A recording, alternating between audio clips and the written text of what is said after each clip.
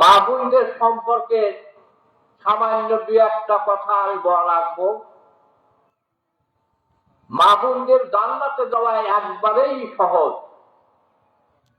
একবারেই সহজ। মাত্র কয়েকটা কাজ: 5 ওয়াক্ত নামাজ পড়া, রমজানে রোজা রাখা, পর্দায় থাকা, ছোট ছোট করে কথা বলা, আর স্বামীর হুকুম মতো চলা। টাকা পয়সা লাগবে? লাগবে। আল্লাহর হুকুম 5 ওয়াক্ত নামাজ পড়া, তারপর এই রোজা রাখা, তারপর পর্দায় থাকা। পর্দায় থাকা মানেই যে একবারে কাপড় চোপড় গিরে ঘরের মধ্যে বলি সারা তা কিন্তু না। At the time you going there, cover your body. যখন তুমি বাইরে যাবে তখন তোমার শরীরকে আবৃত করো, যতটুকু শরীয়তে বলছে ততটুকু। সে এনি প্লেস, যে কোনো জায়গায় সে যাওয়া আসা করতে পারে, এটা বাধা নাই। কিন্তু দুটি জিনিস বেশি দেখা যায়, সেটা হলো স্বামীর হুকুম মানাটা আর ছোট করে কথা বলা। এই দুটি জিনিসই এরা বেশি মানতে পারে না। যখন খাদিজাতুল কুবরা রাদিয়াল্লাহু তাআলা আনহা যখন ছিলেন, তখন কিন্তু এই নামাজ ফরজ কখনো হয় নাই। অথচ উনি জান্নাতের সুসংবাদ প্রাপ্ত মহিলা আগেই। কেন? স্বামীর খিদমত করার কারণে ঘন্টার পর ঘন্টা স্বামীর জন্য অপেক্ষায় থাকতেন। একটা ঘটনা থেকে আমি বলি। আমি আমার নানার পড়ানোর জন্য ঢাকা গেছিলাম।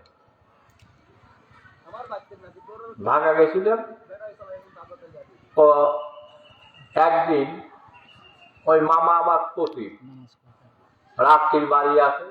তবে মামা নাকি বললেন, না মামা আসে কত রাত থেকে আপনি খাওয়া দাওয়া করে আরাম করতে পারেন না। এই বেটা বড় আলেম হয়েছি, সে বাইরে কাজ করতেছে, তার সমস্যা নাই, আমি বাইরে করছি, ওর সমস্যা না। এই যে করালাম না, সে আসবে, সে খাবে, তারপর আমি খাবো। দেখেন একজন মাস্টার ক্লাস মহিলা কিন্তু সে। স্বামী যখন বিদেশে যাবে অথবা বাইরে যাবে অথবা মাঠে যাবে, মাঠের থেকে যখন বাড়ি আসবে, বাড়ি আসার সময় আমরা অনেকেই জানি দুপুর যখন হয়, বেলা যখন গড়িয়ে পশ্চিম আকাশে যায়, ওই সময় বোঝা যাবে স্বামী এখন বাড়িতে আসবেন। এই সময় আপনার স্বামী যা যা প্রয়োজন আপনি সেই কাজগুলি আপনি সম্পূর্ণ রেডি করে রাখেন। কাপড় চোপড়, গামছা, তোয়ালে হোক, গামছা হোক, পানি হোক, যে কোনো খাদ্য দ্রব্য হোক, আসার সঙ্গে সঙ্গে তাকে হাসি মুখে কথা বলে তার খেদমত শুরু করেন। এই রকম যদি কোনো স্বামী, যদি কোন স্ত্রী যদি এইরকম খেদমত করে, কোনদিন ওই স্ত্রীকে স্বামী কোনদিন খারাপ বলবে না। না বলবে? বলবে না। কাজেই একটু যদি কষ্ট করা যায়, স্বামীর খেদমত হবে, রব দেখাও হবে, কলা বেচাও হবে, আপনার জান্নাত আপনার মিলবে, আপনার স্বামীর খেদমতটাও হয়ে যাবে। বিধায় আপনারা এইটি ছেড়ে দেবেন না। আর আমরা মানুষ মাত্র পাপের মধ্যে ডুবে আছি। আপনি এটা চিন্তা করবেন না যে আমি পাপ করতে করতে পাপের আর লাগানে আমার জায়গা আর হবে না। না, যদি একমাত্র হক কোন ইবাদ, বান্দার হক যদি আপনি নষ্ট না করেন, তাহলে একাগ্র চিত্তে কায়মন বাক্যে যদি আপনি তওবা করতে পারেন, ইন্নাহু কানা তাওয়াবা, নিশ্চয়ই আল্লাহ তওবা কবুলকারী। একটা ওয়াকিয়া থেকে আমি জিনিসটি বোঝাই দিই। আল্লাহুম্মা সাইয়্যিদিনা মাওলানা মুহাম্মদ ওয়া আলা আলি সাইয়্যিদিনা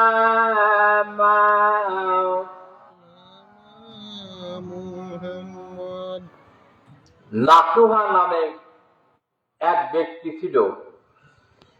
এই নাসুহা নামে এই লোকটাকে নাম কি শুনছেন? শুনছি। আচ্ছা, আব্দুল আপনার হারুন আর রশিদ এর কথা কি শুনছেন? বাদশাহ হারুন আর রশিদ,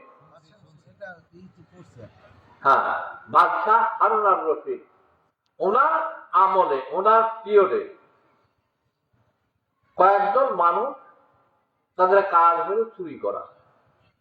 উনি খলিফাতুল মুসলিমিন আমিরুল মুমিনিন ওমর ফারুক রাদিয়াল্লাহু তাআলা আনহুর কিছু কাজ ওনার মধ্যে ছিল, গুণ ছিল। উনি রাত্রিতে ঘুমান নাই, উনি প্রজাদের অবস্থা ঘুরিয়ে ঘুরিয়ে দেখতেন যে উনি ঘোরাঘুরি করতেছে। এমন সময় দেখে যে তিনটে মাথা এক জায়গায় লাগানো, এদিকতে এদিকতে এদিকতে। ওইখানে দেখে কয়েকটা মানুষ বসা। দেখি তারা কি, যে আমরা, এই তোমরা এখানে গেল, যে আমরা চোর চোর, হ্যাঁ চোর, আমি তোমাদের দলে মিশতে চাই। যে আমাদের দলে মিশতে হলে আমাদের যে গুণ আছে এইরকম গুণ আপনার থাকতে হবে। 2 মিনিট। তো কি কি আছে? যে আমার এই হাতটা সাবলের কাজ করে, আমার এই চোখ দিদা দেখি সেটা আমার জীবনে ভুল হয় না। 3 নম্বর, আমি আমার যে নাক আছে এই নাক বলি কোথায় কি আছে না আছে, এইরকম গুণাবলী আছে। আপনার এইরকম গুণ যদি থাকে তাহলে আপনি আমাদের দলে মিশতে পারেন। কি গুণ আছে? যা আমি মাথা নাড়া দিলে যেটা রায় করবো ওইটাই বলবো, সেটাকে আমরা থাকতেই পারেন। এই মারা চোরেরা বলল, সারা জীবন চুরি করেছি, আজকে এমন একটা মানুষ পাইছি আমাদের দলের মধ্যে, যদি চুরি করে ধরা পড়ে যায় আমাদের কোনো সমস্যা নাই, কোনো অসুবিধা নাই। আজ বাদশাহ হারুন আর রশিদের বাড়িতে চুরি করবো, জীবনে কোনোদিন আর চুরি করা লাগবে না।